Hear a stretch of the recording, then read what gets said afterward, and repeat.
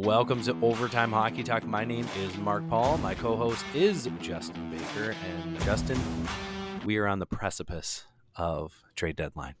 Trade deadline. This is what we live for. Give me trade deadline day all day. I think this year has some potential to, we've already seen some pretty big names moved. And I think this year is going to be one of the better ones. Yeah, what excites me about this year is typically you have a couple free agents where you're like, oh yeah, they're definitely moving. This team's not going to be able to re-sign them. So you get all excited. But this year, there's not, honestly, like the biggest name might be like Brock Nelson, right? Which, okay, that's not really a marquee name. No offense to Brock Nelson, but usually you got like a top line guy. But it's Rantanen, it's Marner. There's well, yeah, but Marner's not getting traded. That's probably not going to happen. But you don't know a Rantanen's not getting traded again. Right. So you can throw that in there. But again, I think that just makes it a little bit more exciting because I think now you might see teams target guys with term instead of just going for the pure rentals. That is true. Yep. And I think there are enough teams still in it, too, to make it interesting. Sometimes we've had those years where it's, we know who's making the playoffs. Like, it is a foregone conclusion. Right now in the Eastern Conference, we're not out of the world where the New York Islanders could still make the playoffs. No, it's not likely. I'll admit it's not likely, but they're only 5 points out. They've got a game in hand. Yeah, they have to jump, 6 teams to get in there, but right. You go on a 5-game winning streak, and you're probably within 2 points of a playoff spot. It's possible. There's a lot of teams that still have some hope. I won't go as far to say that the Pittsburgh Penguins have much hope because they've been bad. Even in that game against the Leafs, where 6-5 in overtime, that game was almost like the Leafs were just like, all right, let's just see how many you guys score so that we know how many we need to get. That's really what it felt like in that game. I'll tell you what, though, that goal by Matthew Nyes walking over the blue line with hardly any time left after he picked off a cross ice pass to the D and him scoring with 0.1 seconds left was I've seen where guys, obviously we've all seen where guys score with little time left, but it seems like usually it's like a scramble around the net and something like that happens. But it was almost like their goaltender just went, oh, the time's up. And that's why down to Scranton launched that in the corner, right? That was fun. A fun game. Those are the games as a fan that you want to see. Like, all right, my team won. You don't care about that point going to Pittsburgh. By the way, Pittsburgh is a -50 goal differential. They are bad. Goaltending's been bad. There's one team, the San Jose Sharks, who are worse, and that is they've won 15 games. The San Jose Sharks. They are like borderline. Will they get 20 wins this year? Because my guess is that there are some guys on their way out in San Jose as well, which we will, of course, get to. So we are going to talk some possible trades. Justin has drawn up a lovely list of 10 trades. We're going to break them down together. And before we do that, though, let's just talk about the 3 trades that have happened here recently. Let's start with the most recent because it's the biggest one, and that is Seth Jones to the Florida Panthers in exchange for Spencer Knight and a first-round pick likely in 2026. Also, a 4th-round pick goes to the Florida Panthers. How do you think Seth Jones is going to fit in with the Panthers? I think, listen, he's not going to be that Seth Jones that we had in the top 10. Columbus Blue Jackets. Yeah, Seth Jones. Exactly.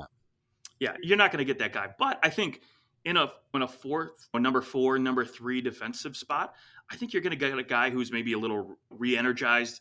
You know what? I go from Chicago the last couple of years, a dumpster fire of a team, Stanley Cup contender, right? What's not to get excited about? So I think you're going to see a little spark out of Seth Jones, I think, here for the next few weeks. And honestly, right, he's got a lot of talent to work with up front now too. So it's not just Connor Bedard and that's all you've got, right? Now you've got guys at least in the top 9 you can dish the puck to, and you're going to get some sort of offense out of it. So that's another reason to be excited. We know Seth Jones is not going to be the shutdown defensive guy. He's never really been, let's just be honest about it. But I think in Florida, they've got a good structure there of defensemen. They've got good coaching. Niko Mikkola, he's going to do a great job, I think, on that left side, being that shutdown defenseman. He'll let Seth Jones do his carry the puck thing. And then Yeah, in the worst case scenario, you could put him with Nate Schmidt or just roll those lines a little bit more. Or even if you want to get into it, just put him with Forsling and see how that one works out. But Boy. Oh, and correct me if I'm wrong, Aaron Ekblad plays on PP1. and that might go to Jones I now. got to think that you are liking Seth Jones a little more than Aaron Ekblad at PP1. You moved Ekblad up there after Montour left, and Montour, his last year in Florida, didn't have the same point production that he did when he had 76 points. I think that Seth Jones can bring that side of the game, and I think for the Panthers, like, that's what they need. Really, they just needed somebody who they could put into their top 4 that was more competent, and they got that guy. They needed to replace Montour. They never did. And the other thing about that too is obviously Gustav Forsling signed. He's going to be there for a while, but Ekblad is not. So I have to imagine Seth Jones is going to be put into that PP1 spot. They might swap him and Ekblad out a few times just to see what that can. Is this a guy that we can? Okay, we're going to be good with Forsling and Seth Jones here for a while, for the next 5 years, whatever it may be. Yeah, I wonder with Ekblad is I don't think that this is a case of him not wanting to be in Florida. Right. He's been there his entire career. He's gotten plenty of money. I would say that his $7.5 million, it's on the high side now. He has probably taken a step back. He's 29 right now. He'll sign this new deal and be over 30. How much are you going to trust a guy who was never the fastest skater in the world anyways, and now he's going to be 30, 33, probably 35 or 36 by the time this deal ends? I'm wondering if Florida goes, we can give you a max deal, but it's going to be at like $5 million, and then just LTI. Worry about down the road, but he'll get all his money, and maybe that's the way you go. $5-6 million, somewhere in that range. Yeah, $6 million I think would be fair for a guy like that, especially the cap where it's going. Because Right. look, he's still, again, maybe he's not the fleetest of foot. And again, like most teams, when you get over 30, you start anticipating a downward slide at some point. But he's still got a great hockey IQ. He plays a very responsible game. Even if he ends up being a second pairing guy here for the next 5-6 years, I still think at $6 million, you're getting a good deal there. Yeah, he's having his best season, statistically speaking, since 21-22. So Well, they don't have anybody else to roll out there. definitely a good time to be having your best season, right, in a contract year. Of course he could leave. Could he get a little bit more money up front? Probably, but why would you leave the best thing going right now? Like, Seth Jones, supposedly he had 2 options where he would be willing to let Chicago deal him to, and it was Dallas or Florida. Dallas didn't even want him, so it was Florida. And I will say, for the Chicago Blackhawks, to get Spencer Knight and a first-round pick out of this, and they had to hold on to, $2.5 million. Yep. That is not insignificant for 3 years. But I don't think that in 3 years, if the Blackhawks are like, damn, I wish we had that extra $2.5 million when the cap's probably over $100 million at that point, then it probably means things are going really well. Things have turned around big time in Chicago if they're worried about those extra $2.5 million, and you're willing to put up with that. But likely, maybe by that point, progression wise, you're just hoping that the Blackhawks could be a playoff contender in 2 or 3 years. Bedard will be out of his entry level deal, and whoever they take at the draft this year, which will likely be pretty darn high as well. So it's, I think, a great move. And Spencer Knight really does have the potential to be that goaltender for them. He's looked pretty decent this year again, granted for quite a good team, but I think it's a great move for them. They now have their goaltender of the future, and he's really a goaltender of now. Like, he can play. And then for Spencer Knight, he's going to be able to probably make more money now because he's going to be a number 1 goalie along with Peter Mrazek. He's going to share the net with Mrazek. They're going to go, we need to lose this one, so we got to get Mrazek in there tonight. Right?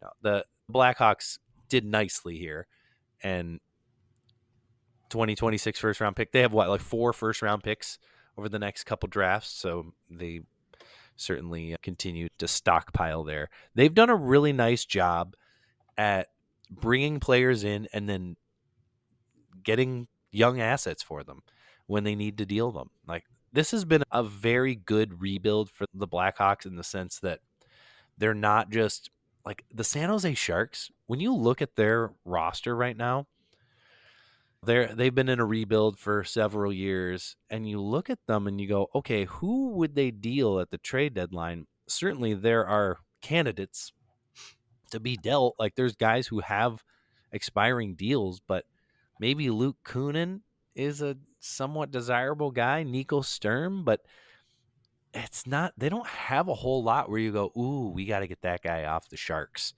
Like they're not probably not bringing in any first round picks here in trade deadline. And whereas you like feels like Chicago every trade deadline here, they're getting like 2 first round picks. So good on them for actually being able to bring in some talent so that they can move it out when the time comes. Okay, let's go back to this other trade that we have, the Nyquist trade. Nashville Predators send Gustav Nyquist to the Minnesota Wild for a second-round pick in 2026. How do you feel like Nyquist is going to fit in with the Wild? He's going to fit in great. He's been there once before. I don't see any reason why he won't be as successful this time around because, look, obviously in Nashville, he hasn't had the points, right? He had a phenomenal 70-plus point season last year with Nashville. But which was certainly a bump. Like, yeah, that I don't know that anybody really expected that from him again. Right, exactly. Yeah, 50, 60 points would have been very realistic this year. And I still think he's capable of those kind of numbers. But the thing that most people don't realize about Nyquist is even if you look at what a terrible team Nashville's been, his possession numbers, his Corsi numbers have been still really good this season. So again, you put him with the right people in Minnesota, and there's no reason why I don't think he still can't succeed, especially in that system that they have there. Again, we don't know Kirill Kaprizov, what his injury status is going to be. I don't know how long he's going to be out. Same with Eriksson X, so they definitely needed back by the playoffs. Okay, but I think that he's a great substitute for who you can bring in for a second round pick, and being able to drop him into your top 6 is solid. I actually forgot that he was traded to the Wild once before at trade deadline. Look with him too. So from the Columbus Blue Jays, only played 3 games, but 5 points in those 3 games in 22-23. Yeah, I think he and Zuccarello were really gelling that last time around. And we'll see. That's right. Yeah, we'll see how it works this time around. I think, again, I see no reason why he can't come in, especially with that system, with the forward group they have, and put up some decent numbers. Now, I will say the Minnesota Wild still have some work to do as far as trade deadline is concerned, and maybe I'll address that. We'll see. But yeah, I wonder how many players have played for Nashville, Columbus, and Minnesota, which all came into the league right around the same time. I think 1, 2, 3, they came into the league. So I think along with Atlanta Thrashers, those were the 4 expansions up from 28. Or 28? No, up from 26. They slowly added those guys in. So I wonder how many players have played for all 3 of those teams. I'm sure that we could find it in the what's that game with the squares where it's like the team and you have to find the guys that have played for both. I can't remember what that is. It's going to drive me nuts. You watching at home, you're like, I'm literally playing it right now while I listen to you idiots. Don't remember the name of it, but you could just send us a message at OT Hockey Talk, Instagram, X, wherever. Remind us what it is. All right, and there's one more trade, and that trade is between the Avalanche and the New York Rangers. The Avalanche get Ryan Lindgren, Jimmy Vesey, and Hank Kempf for Juicy Parsonen, Calvin DeHaan, which feels like Calvin DeHaan is dealt everywhere he goes. 2025 second round pick and a 25 fourth round pick goes to the Rangers. Seems like a little bit of a cap dump. A little bit, right? Ryan Lindgren's going to be a UFA. There's no reason I don't think he's sticking around there. And New York retained half of Lindgren's contract. Yeah, so they make a little bit of space, and rumor is right now they're also holding out Riley Smith for management or roster management, whatever you want to call it. They've got some work to do, and again, they're one of those teams like you talked about with the Islanders, just sitting a few points out. They could do it. I mean, we've said it time and time again. If there's one team that can storm back here and make everybody regret that they wrote the Rangers off, it's the Rangers. It is the Rangers. JT Miller has been just, I feel like, picked that team up put him on his back and was like, let's go. I hate Vancouver. We're not missing the playoffs, and I'm going to take all the anger I had there. And I have to think Vancouver fans are looking at that trade going, why did we not deal Elias Pettersson? Because did you know that Ilya Sorokin has more goals than Elias Pettersson? since that trade. Thank you, Steven Stamkos. But Steven Stamkos put into his own net. Just like I think that play beautifully exemplifies what's been happening to the Nashville Predators this year. to a T. To a T. Yeah, it's unfortunate for them. So, yes, I think the Rangers are definitely gearing up to probably go out and make one more move. Yeah, they have to. I don't know what Adam Fox's timeline is, but they need a spark here pretty quick, because if he's going to be out for quite a while, they don't really have much on the back end right now. Maybe bringing in a big piece with some term would be great. I don't know if you want to talk to Erik Karlsson or not. Maybe he'll go to New York, but the spark. Yeah, they do. They do. All right, let's jump into these trades, because I think those are going to help us. They're going to help us to figure out what to make of this upcoming trade deadline, because, like you said, I think this trade deadline is going to be exciting. As far as UFAs go, it's not that thrilling, but I do think that there are some players on the cusp that could get dealt, that have more than a year or two left on their deal. So let's go through these together. Yeah, I've got a few of them. Pretty much what I put together was a list of trade predictions that I think are realistic, but also there's a couple on there where I said, hey, I would love to see this. So Dream scenario, a couple of them, yeah, towards the top of the list. But starting off at number 10, Jack Hughes last night. I think we don't know what the timeline is, but I think it was already well known that New Jersey needed some center depth anyways. They were searching for that.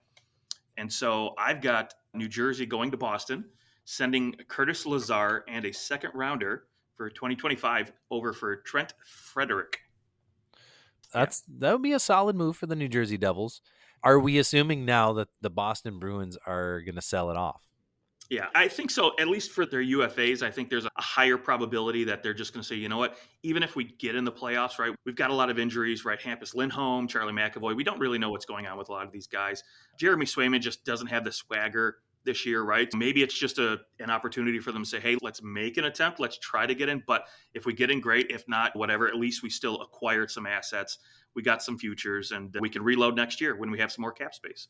Yeah, and I think a lot of us have taken the Rangers and the Bruins and put them into the same little boat, because they've been hovering around the same place in the standings, going through the same thing, like two teams expected to be good. Although I think the Rangers expected to be better than the Bruins, but the Bruins still have a large part of their team from last year and the year before, and they added some pieces. I don't think we thought they'd be really bad, but they've been bad. And it's the Rangers are, as far as goal differential goes, they're at 0. So you look at that and you go, all right, so things haven't been going great, but it's not all bad. Like, you're relatively finding yourself in the middle. Like, some games you're losing a 1-goal game, other times you're winning, and they are exactly 500, like 30, 26, and 4. So they've won 30 games and they've lost 30 games. They've only losing 4 games in OT at this stage of the game. There's some teams that are in the playoffs who've lost, like Columbus ahead of them, have lost 8. And there's your difference. They happen to force a few games to OT, and the Rangers didn't. And there's your difference in the playoff race. The Boston Bruins are a minus 28. They have looked much worse. They not only can they not score, they also can't keep the puck out of the net. And nothing is going right for them. It just feels like one of those years for the Bruins where you just go, I don't even think, what is our benefit to get into the playoffs right now? To go and get destroyed by Washington or Toronto again? Like, I know that Boston has Toronto's number, but I think this would be the year where it would be like a feast on the Bruins. Yeah, it would be. They're going to take it out on them. But I don't see them getting there anyways. You look at what Montreal's been doing. They've won 4 in a row. They're coming for the Bruins. The Flyers have been a little bit better. I just don't like what's happening. Like, the Bruins are on the downswing, and these other teams have a little bit of life. They're like, we're not going to make the playoffs anyway, so let's just play loose hockey now, and you see the benefit of that. Whereas the Bruins, I think there's still some pressure there, and it's just not working. Yeah, exactly. And look, Trent Frederick, he's gonna command a little bit of a He's going to get a second rounder. Let's just put it that way. I think a lot of teams are going to value what he brings. He's a pain in the ass to play against. He's sandpaper. He's grit, and he can still put up 15, 20 goals. For me, this is a guy I think ideally every team would like to have on their third line. Again, considering the fact that Jack Hughes may be out, I don't know what his injury situation is. I think they're gonna pull the trigger quicker than I think most teams would, and that's why I think it's going to cost them a second rounder. Yeah, I think that they need to do something if Hughes is going to miss some time. We just can't afford. You can't blow this. I know they're 4 points up on the Blue Jackets, but the Blue Jackets have 2 games in hand. Like it was maybe like a week ago. It felt like there was no chance. Now there's a chance. Hughes goes down, like anybody else goes down, you're in trouble. I know Markstrom's been down for a little bit, and that hurt them, and you've got the Rangers breathing down. I know they're 8 points back. They're probably less of a threat. I think New Jersey can probably find their way through it. And if you're New Jersey, do you want to play Carolina in the first round, or do you want to find yourself playing Toronto or Washington? I guess it's all terrible. No choice is good. No choice is good. Yeah, it would be a good move for them. I agree. Will the Bruins maybe would want to deal him out to the West a little more? I don't know. Sometimes, but yeah, we'll see. They probably don't care right now. Exactly. All right, trade number 9. Number 9. So we've got Edmonton. We've heard recently Evander Kane. They're looking to deal him. He's got 1 year left. And I looked at it in the fact that, okay, Edmonton needs some scoring, right? We know that they've been looking, again, for a long time for someone to play with Leon Draisaitl. I think they go to the island and they get Kyle Palmieri. They bring him in at a 50% retained salary, so a 2.5 EV. They get him in a 6th-round pick for Evander Kane and a 2025 third rounder. Okay. Oh, yeah. Is anyone really going to trade for Evander Kane at this stage? Lou Lamoriello is the only crazy guy I think that would actually do it because, look, Evander Kane fits his roster. He's over 30 years old. He's starting to slow down. That's perfect for Lou, right? That's what he wants in New Jersey. So he's going slow. Yeah, so you're going to lose Kyle Palmieri. You're going to lose Brock Nelson. So there goes some goal scoring. So if you're Lou, you're probably like, I can get a 30-year-old goal scorer who can maybe come in and help out. Sign me up. Kane just has not been the same since he got hurt. I wonder if we're seeing the end here for Evander Kane. I think so. That's why I think the island's the perfect place for him. See, and this is what we talked about. What year was it that he got traded to Edmonton? When was that? Out of San Jose. That would have been 3 years ago. Oh, it was during COVID, right? It was like 21. The year after. 21. Yep. 2021, he was dealt in the off. It was later, right? Because he had all the stuff about, is he in trouble because he went over the border and all that stuff. Yeah, and I think at the time, things looked really good that first year, and things had been going well. He had a decent year last year too, and I think we said Evander Kane is about a 3-year shelf life wherever he goes. And guess what? He's expired. His best by date has come and gone again. And I don't think that it's so much that people don't like him now, but it's more he's been injured. He's not there. You just got to move on from him. And once again, he'll probably have a good first little bump for whatever team grabs him if he can be healthy enough. That's a big if. That's a big if, right? But look, I think Edmonton gets a couple things out of this. 1, they get rid of Evander Kane's contract. Yep. And 2, they get a proven goal scorer in Kyle Palmieri to play on the wing, hopefully with Leon Draisaitl, and gives them a little bit more options in their top 6 there. All right. Kyle Palmieri dealt again. Again. Dealt not too long ago. Okay, let's go to your number 8. Number 8. So we already talked about one trade with Florida, and you know what? I think they're still loading up for more. They put Matthew Tkachuk today on long-term IR, so they're creating some cap space. I know they want to probably make a big swing for a top 6 forward, but they don't have the picks for it. However, I do think they've got enough ammunition in the chamber. They're going to go to Chicago. They're going to deal for Ryan Donato, who has looked fairly good this year, playing with Connor Bedard a lot and on that second line. So I think they go ahead and grab a guy like that who can play at center, can play on the wing, and all they have to do is they send Jesper Boquist back there. They send a prospect in Jack Devine, who is, I would say, a B+ prospect, and a 2025 5th rounder. And I think it's enough to get it done. Okay. I don't know that you'd have to give up that much for Ryan Donato. He's been having a good Yeah, 43 points. He's been having a good year. It's so difficult because when you're playing on a terrible team, you have to wonder what is he going to be like when he goes to that team. Like, he's going to get far less ice time. He's not going to be as productive. He's also been playing for a team that's been playing for nothing for a very long time. Uh, Seems like he would be a risk to me to go grab because of Okay. those things. Is he that valuable, or is he's just capitalized? Last year he had 30 points. Year before that, 27 points. Year before that, 31. Like, he's a 30-point guy, and he's happened to be having his best year in a contract year. Now, maybe he goes into the playoffs for you and he produces because he's looking for a new contract.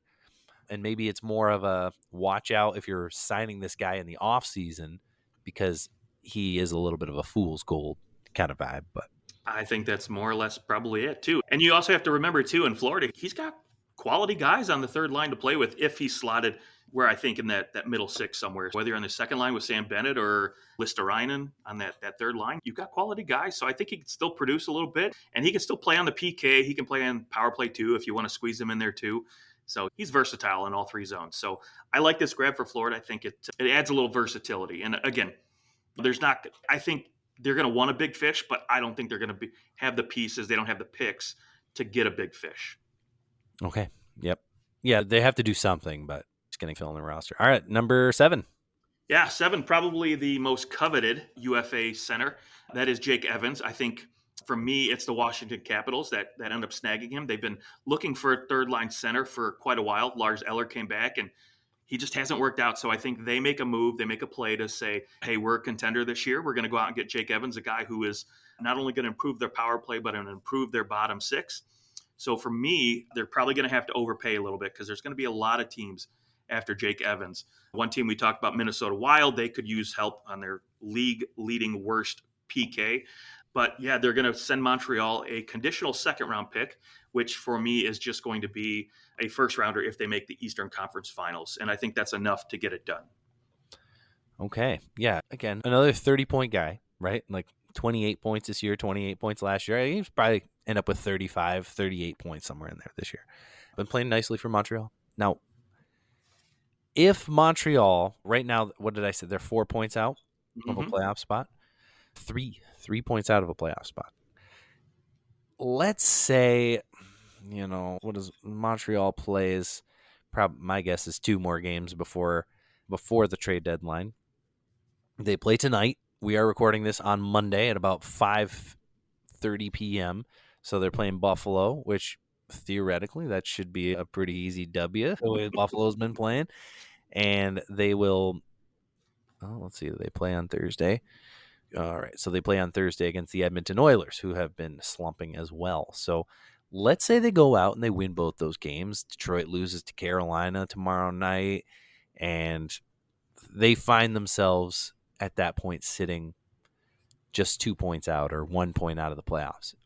Do they still go out and make these moves, like trading a Jake Evans? Are they going to go and trade UFAs, or are they just going to stand pat? They've got Joel Armia, Christian Dvorak. They've got other UFAs as well. David Savard, once again, a UFA who's been sought after before. Do you think they make those moves if they're in a better spot in Yeah. 4 days? Yeah, 100%. I think this team's realistic. I think Marty St. Louis is going to be very realistic about it, talking with management. Yes, it'd be great to make the playoffs, and maybe they do. But realistically, I think everybody knows, including management, Hughes from the top down, they know this team, if they get in, they're not going to make any noise. They're going to be an easy out. I think whether you're playing Washington, Toronto, Florida, doesn't matter. Yeah. I think it's 5-6 games at the most.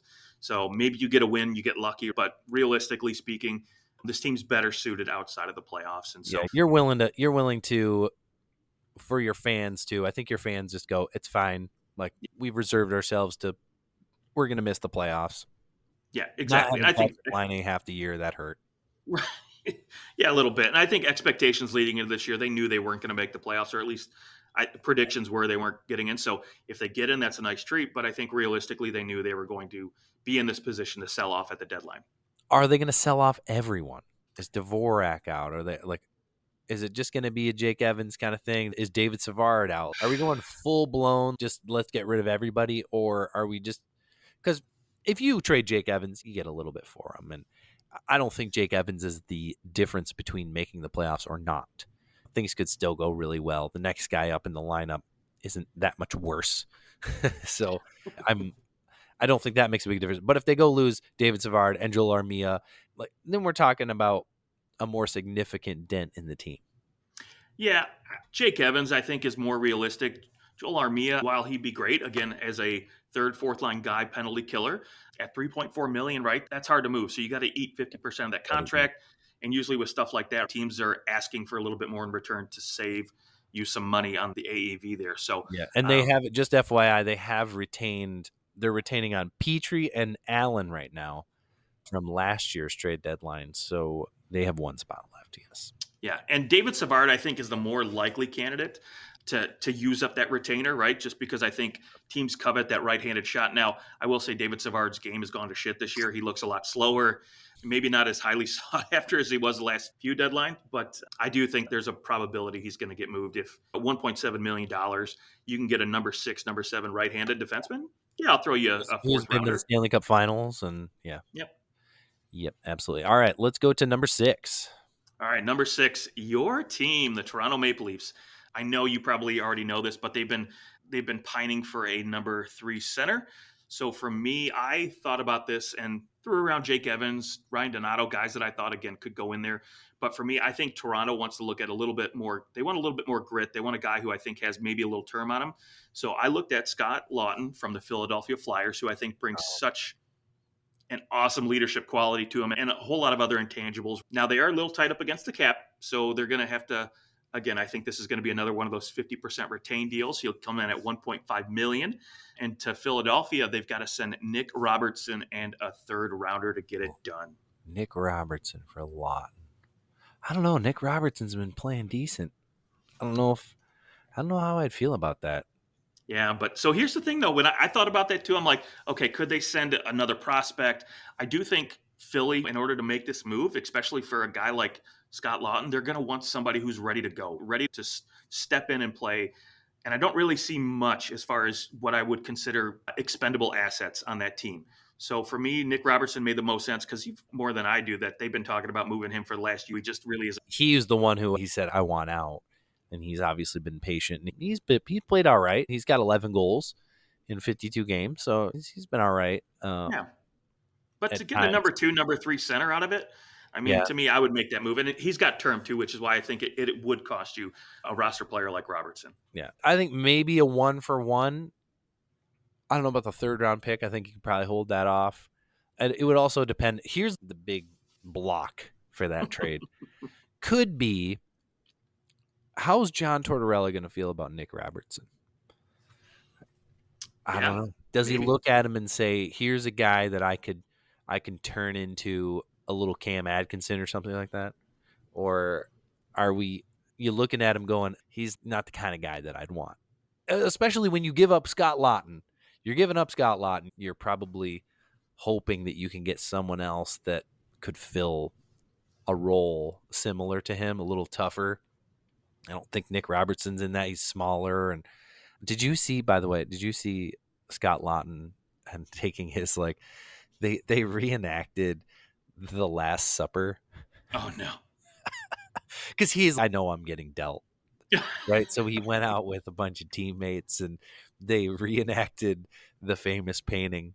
And it was very fun. It was very funny. And of course, some people lost their minds about it and said it was rude or something. And even John Tortorella was like, dude, these guys are hockey players. This is hilarious. I don't get over it. It's just a painting. Oh, that's great. Anyways, that's all right. There's the Scott Laughton. Getting Scott Laughton, that would be a big move for the Leafs. He's a right-handed shot, isn't he? Yeah, he is. And again, that's always something I think. No, he's left-handed. I'm sorry. He's left. Okay. Yeah. Regardless, he's a great center. He's good at the dot. He's good at both ends of the ice. Yeah, kind of one of those guys where you go, I think he would be a good playoff guy if he could ever get in there. I guess he would have made the playoffs back when he was younger, but now as the developed defensive kind of specialist centerman that he is, I think he deserves a shot and he'd be great.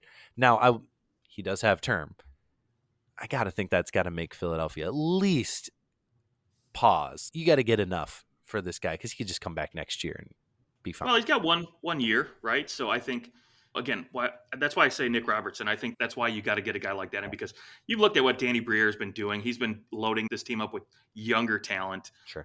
bringing in Jamie Drysdale, players like that. I think again fits the mold of what they probably want to see in there, and maybe again a change of scenery is enough to put him on the wing with maybe a guy like Mikheyev. I have no idea, but we'll see.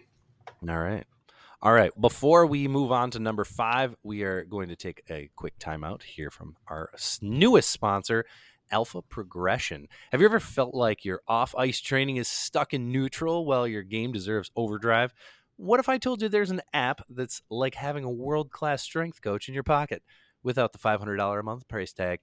Alpha Progression is the ultimate wingman for packing on muscle. Built by competitive bodybuilders and backed by science, this app cuts the fluff and delivers laser-focused programs to make you stronger, faster, and harder to knock off the puck. For those of you that actually still play hockey. So here's the play-by-play. Custom plans for hockey-ready muscle. Tell Alpha Progression your gear, what you have, what gym you go to, and then your goals. I was using it at the gym today, and it was really cool because I did a warm-up set at a certain weight, and it was like, here's how many reps or how much weight you should do for your 10 rep and for your 8 rep max, and to be able to plug in and play with the numbers there. The interface is smoother than a fresh sheet of ice. Track every set, adjust on the fly, and stay focused even if you're a rookie. And right now, Alpha Progression is hooking up our listeners with 20% off your first payment. You can go to alphaprogression.com/overtime to unlock the 2-week free trial. That is $12.99 a month or $80 for the year. It's all less than the cost of a post-game beer. And that's the $80. This is less than the 17 beers that Justin gets post-game. All right. We'll have the link in the show notes. You can click it there and turn your gym time into a weapon. That's how we dominate the third period here, folks. And that's how we're going to dominate the next 5 trades in our repertoire. Justin, let's go to number 5. All right. Said just to kick off the top 5 here. So we've got a team, in my opinion, who's been the hottest team in the NHL. We know they always love to add those third line guys every single playoff. That is the Tampa Bay Lightning for me. They're going to add Riley Smith, who's recently been held out. I think he's the perfect fit for them. They need somebody on that right side, especially you look at that second line right now with Brandon Hagel. They've got Gergensen playing on the right side. Maybe we're saying that Riley Smith is Stamkos light. He might be Stamkos 5.0. I don't know if I'd go Stamkos light, but yeah. And so to get it done, I think the Rangers are going to get Cam Atkinson. They're going to get a roster guy in return who's been pretty much scratched half the year anyways with the Rangers, and a second-round pick for 2025. All right. Yeah, I think he'd be a great fit. He's the kind of guy that I guess here's something. Julien Brisebois, GM of the Lightning, something that he did when they were winning Stanley Cups. They were going out and they were grabbing not the old guy who was a UFA. They would go out and grab the young guy who they could cost control. They got Nick Paul. I guess there were times they went out and got like a Blake Coleman who was a UFA at the end of that year, right? Or no, he had 2 years. He had 2 years on his deal when Ian Goudreau and so that would be my only. Let's look at the past, and he tends to bring in guys with some cost control into the next year as well. So that's just there's my pushback. No, I get it. I completely understand. I just think the right fit. I think you're willing to do what you need to do, and if Riley Smith is that, and he comes relatively cheap, you look at what they paid for example, Brandon Hagel, right? It cost them a couple first rounders. Obviously, they knew they were going to get this guy locked up long term, and they were going to get some value out of him. What a deal that was, because at the time you're looking at Brandon Hagel and going, he's like on Chicago's third line, second line, and yeah, he's shaping up to be a good player. And then he goes and he's on Team Canada, like. Right. He's top 20 Canadian players in the league, which is definitely saying something. So you'd happily give up a couple late first-round picks for that guy again. Can you go out and find another Brandon Hagel? That's one of those you're going to throw back to that. If you're Julien Brisebois, you can be like, look, I made trade for Brandon Hagel. Look, so I would love to see them go out and make another move like that. But I think Tampa Bay over this last couple of years, realized, you know what, we're starting to run out of draft picks. We need to hang on to some capital. We need to hang on to some futures, right? Some guys, the guys you draft in the third, fourth round, typically don't work out. They have, I don't know what, like a 0.3% chance of making the NHL. For me, they want to covet those first rounders, those second rounders. They're going to go for not necessarily guys on the cheap, but guys that aren't going to cost them a lot of assets to come in and give some real production, which I think Riley Smith can do. Yes. Here's the other side of it. Why does New York want to ditch Riley Smith right now? Bottom line is, so they've tried him on the wing with just about every forward they have, and they can't find the chemistry. They just can't make it work. And why? My dad used to always say, stop beating a dead horse, right? Yep. Why keep beating that drum, right? Let's just get rid of him. Let's get something. And New York's in a place too right now where they're just looking at it and say, you know what? Yeah, we might make the playoffs. We're going to make a good push, but realistically, are we making the? Yeah, might as well get something out of a guy who's going to be a UFA. We probably don't see him re-signing here just, again, because he's not a good fit. So let's go ahead and get something out of him. And if we make the playoffs, great. Let's do it with the guys we have that we know are going to be here past this year. I don't know why now, but I'm picturing your dad actually kicking a dead horse and having a great time doing it. And having a great time doing it. I think I could have stood around with a brew kicking a dead horse with them. Oh, that's funny. Now I'm just picturing you and I just standing back, just like, this horse, what did it do? Oh, it's so funny. Our number 4. Yeah, number 4, a wild card. I know there's been little chatter. I'm 50-50 on actually if he's going to get dealt, but I think Colorado, right? We know they're looking for a little bit more forward help. They went out and got Ryan Lindgren, brought in some help on the back end, but wouldn't shock me at all to see them go ahead and go get a top 6 guy. A guy I think they're going to have to do a little salary retention with. To Colorado, we've got Brad Marchand, 50% retained, so it comes in at roughly around $3 million. And to Boston, they're going to send over quality prospect and Oscar Olesen because, again, they don't have a lot of draft capital. And they're going to send their 2026 first rounder to Boston.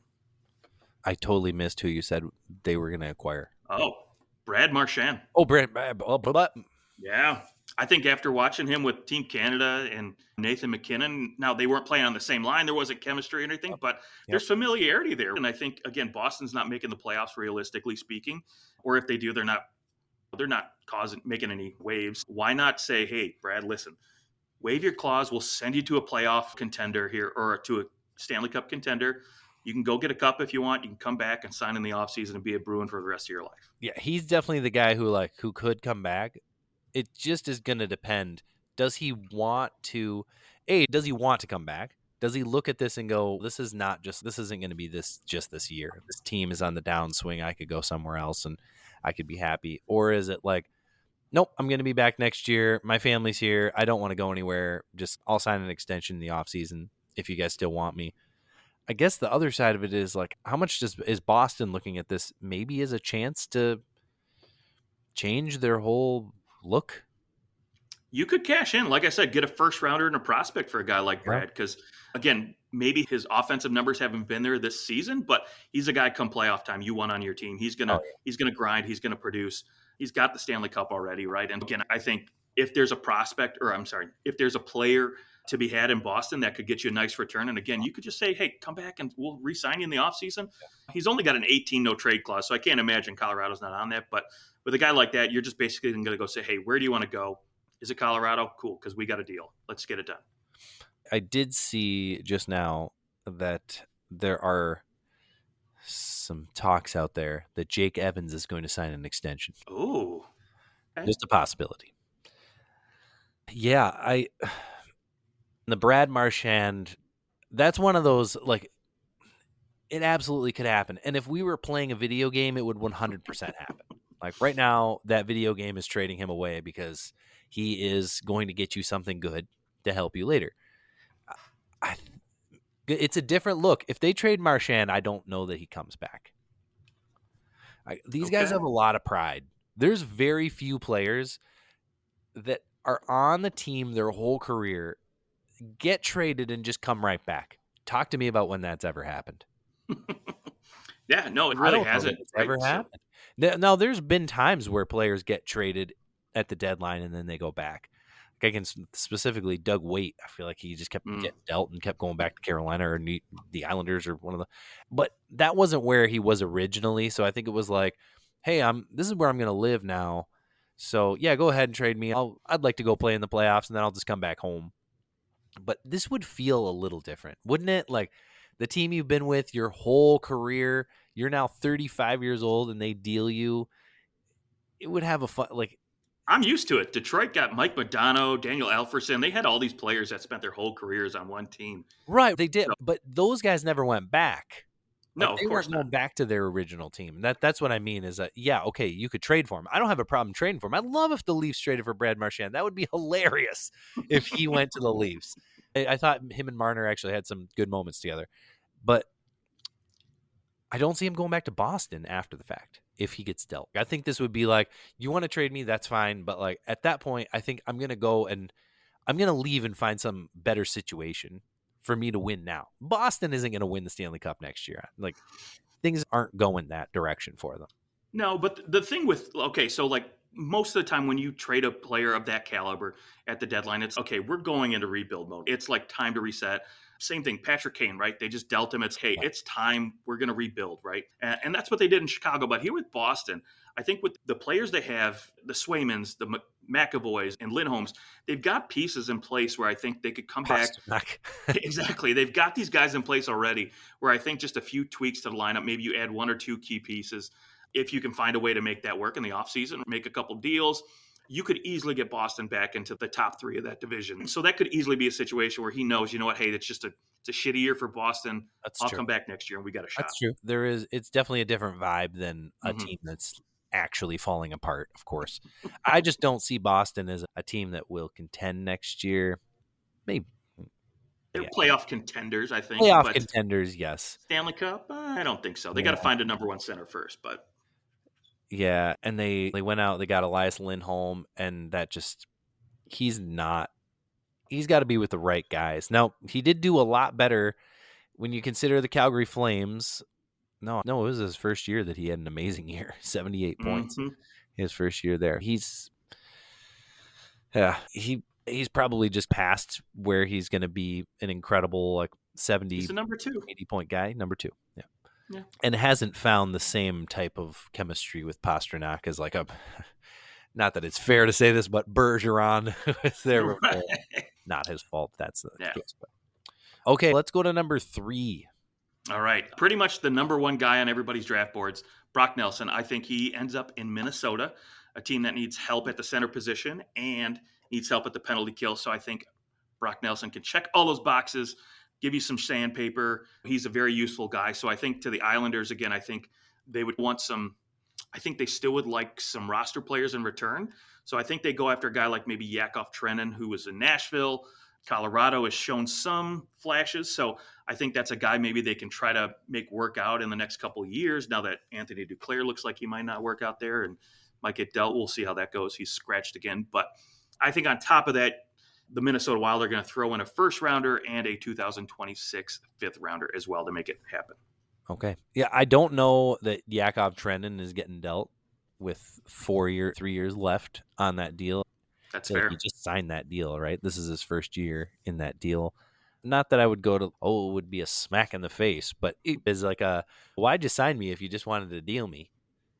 And I know he hasn't been incredible for them, but I think looking at what he was able to do previous, he's right on pace with that.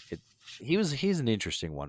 Why you signed a guy whose best season was 24 points to a $3.5 million deal, I don't know.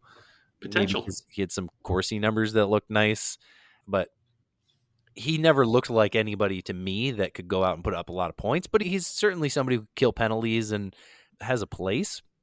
I'm sure if he continues to get 20 points, I'm sure you look at that and go, we'd love to deal him. I don't know that anyone would want him in that case. Would the Islanders want Yakov Trenin? I don't know. I don't know if he's the guy that they're looking to add to their lineup, another guy who literally can't score. Just can't. That's fair. Okay, that's fair. But I liked the move with Brock Nelson. The Wild makes sense. They have the cap space. They could certainly do it. It's very strange to talk about the Minnesota Wild having cap space, but they do. It's been a long time since they've had cap space. Yep. All right, to the top two. All right, this is where things get a little crazy. Okay. Get a little wild here. All right. Number 2, got my Red Wings. Listen, I was on Twitter today and just threw out a couple little trade possibilities, something I thought would be fun to see. This one probably got the most attention, so I figured, you know what? I'm throwing it on the list. All right. I think the Wings need to make a splash about almost more than any other team on the bubble right now. And so for me, I've got them going to Buffalo. We know they've been poking around at Dylan Cousins for quite a while. So I think to make a bigger splash, not only do they go after Cousins, but they go after an RFA who I don't know wants to re-sign in Buffalo, and that's Bowen Byram. So pick up 2 players here. Okay. And in return, I think they've got to send Buffalo one JT Comfort because they want, obviously, I think Buffalo wants a roster guy. So a guy who they could plug in at their second line center position. They're also going to get a young, I would say bottom 6 guy, but I think who's got a lot of potential. That's Jonathan Berggren, a top defensive prospect in Shea. I'm going to butcher his last name, but Byam. He, to me, is a top 3 defensive prospect for Detroit and probably top 10 defensive prospect in the NHL right now. Got a lot of promise. So I'd throw him in there. You're going to also throw in, I think you're going to have to throw in a first rounder for 2025, which for me, I think Detroit would have to probably make a top 10 protected pick, just in case they happen to miss the playoffs, of course. And then you're going to have to throw in, I think, a couple more. I put in 2025 and 26 third round pick. So you're going to have to throw in a couple of those mid-level draft picks. I think it's going to take 6-7 pieces to get something like that. And I have to pad that a little. Now, here's what I'm wondering. JT Compher does have an 10-team no-trade list. I would be very surprised if the Buffalo Sabres weren't on that list. So, but you could go and say, are you willing to waive this? Which I'm sure he'd say, God, no, I'm not. So if that were the case, now there's always the possibility, like sometimes 10-team no-trade list, someone like that, he might have all 7 Canadian teams on there. Right. And then have San Jose and Chicago maybe. I'm like, Buffalo, that's probably the teams on there. That would be my guess if you didn't want to go play in Canada at all. Yeah. But, okay, let's assume they're not on, or that he is, that they are on his list. So you can't trade JT Compher. Are you comfortable with Veleno or Rasmussen being dealt in his stead? I think, yeah, you're going to have to throw one of those guys in there, but I think it's going to take a little bit more than 2. Maybe instead of throwing in like a first and 2 thirds in there, now you might have to throw in 2 first-round picks, or even better, instead of a guy like Jonathan Berggren, now you're asking for a guy like Nate Danielson, right? A top forward prospect out of Detroit. And I think if I'm Detroit, I'm still willing to pull the trigger on something like that because, again, I think Dylan Cousins is not necessarily proven, but he's at least shown he has that 60-point potential. Whereas, again, Nate Danielson isn't quite there yet. Yeah. And if you're Detroit, it has been a long time since you've sniffed postseason hockey. There's some point that you just have to go, we have to go in. Not all in, but Detroit has not even been in for a while. There has not been any trade deadline where you felt like they were, we want to make the playoffs here. Right. Even last year where they were knocking on the door, it was one extra overtime loss, they're in. I could see it happening. I certainly think they need to make a move. And I think that would be, are you willing to deal someone significant? Because you're getting someone pretty significant in return. And you got to think, what are other teams going to be willing to deal for Cousins? Yeah, that's why I think, again, you throw in that defensive prospect, the first rounder, I think that's enough to get maybe Cousins there with, again, maybe a couple other little small pieces. But throwing in another roster player, maybe a prospect and a couple thirds, I think is enough to get that done. But something interesting just read, too. I was just popping on the old Twitter feed. I like to give it a poke every once in a while. And rumor is, just read a little tweet. Don't know any validity behind this, but rumor is the Red Wings are sniffing around at Ryan O'Reilly right now. So, now he'd be interesting. He'd certainly be interesting. I don't know that he's like the difference between them winning a round or not. I would say Cousins would make them a little scarier. Ryan O'Reilly, yeah, he could throw a couple big hits in the playoffs, but I don't know that he's fine. He certainly would provide some leadership. But I don't think the Wings are really lacking championship leadership. All right. Let's go to, and you had Bo Byram in there too. So that would be a big, giant get for the Red Wings. So essentially, you're talking about taking some prospects and swapping them with Buffalo's more matured players and throwing in some draft picks. And maybe if one of their veteran players is willing, because you got to also get some cap space. Yeah. Pretty much. And maybe, you know what, with a guy like JT Compher, maybe at the beginning of the year, right, you just already asked if your Eisman for the no trade list, right? Maybe, again, with a guy like JT Compher at the beginning of the year, thought, okay, Buffalo's going to be a contender this year. They're getting better. So maybe I'll just put those Canadian teams on there and leave them off. So now, yeah, it's going to be a tough one to go grab both those guys. Yes. The Buffalo Sabres, when it comes to Kevin Adams, he's their general manager. How comfortable are you, if you're a Sabres fan, with him moving those two players? I think the problem is going to be, one, Bowen Byram, right? Is he re-signing? I know he's an RFA and you can maybe take him to arbitration, whatever. He still doesn't have to sign, but I think that might be a situation where he's leaving already, right? He's 1 foot out the door. Easier to deal him than it would be to also deal Cousins at the same time, but I'm just saying, if I'm a Sabres fan, are you looking at this? Is Kevin Adams going to have a job at the end of the year? Yeah, that's a good question. So maybe maybe want him to be the guy who deals them. I don't know. He hasn't done much right, in my mind. It all started out with the Eichel thing. Eichel's won a cup, and Kevin Adams hasn't. All right, let's go to trade number 1. Does it involve Mikko Rantanen? It does. All right. Okay, so hold on to your horses for this one. But for me, I think there's one team more than any that's been slowly creeping up the standings in the Western Conference, and I actually think I would love to see them in the playoffs. Their defensive core. I know who you're going to say. Yep, their defensive core has been down and out, injured all year. They have, I think, 9 total games they've all played together. But the Utah Hockey Club, you want to make a splash, right? Go trade for a guy like Mikko Rantanen, get him re-signed, give him $15 million. I know they're going to have an open checkbook for a guy like this because they want to make a splash this offseason. So, and he'd be super close to Colorado. I know.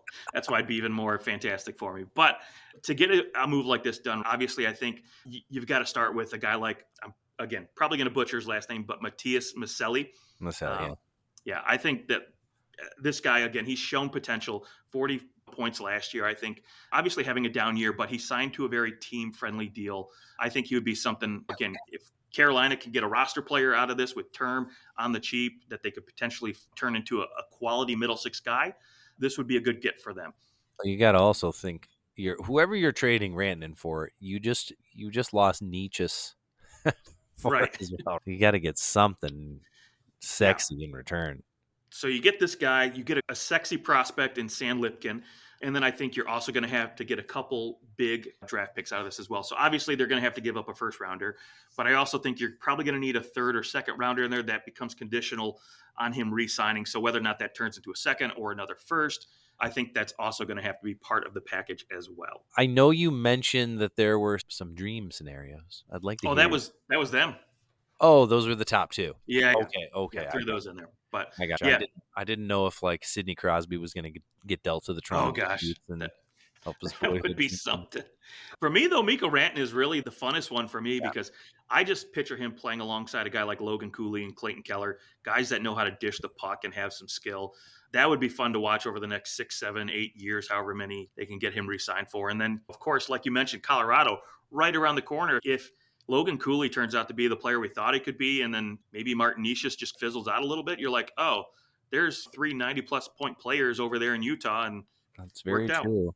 Yeah, and for those of you who have thought, could Colorado just go back and get Mikko Rantanen? The answer is no. They cannot. So you can't go and because they have some of his contract held in that trade. He can't be dealt back to that team for 12 months or something like that. Yeah. A full calendar year. So he cannot go back to Colorado unless he signs there in free agency. Which would be fun too. That would be fascinating. They worked all that out, but don't know if they could afford that. Who knows? Maybe he gets toured around the league and I just want to go back home. I'll take $1 million off my deal, and they just work it out. If they could find a way to trade Casey Middlestat, Be wild. they could fit him in there then. That would be wild. We only have 92 hours from this moment of recording to the trade deadline. Already 3 trades have happened, and I'm hoping for some of these trades to come true. I will say my wild dream scenario is somewhere out there. Mikko Rantanen comes to the Leafs and immediately signs a long-term deal, and then they trade Mitch Marner and just blow everybody's brains out. Wow. Like, people would be shocked by that, and it would be I don't necessarily think Rantanen's better than Marner, but if he's not going to sign there and Rantanen would getting dealt there, I would be okay with it. Well, let me ask you this.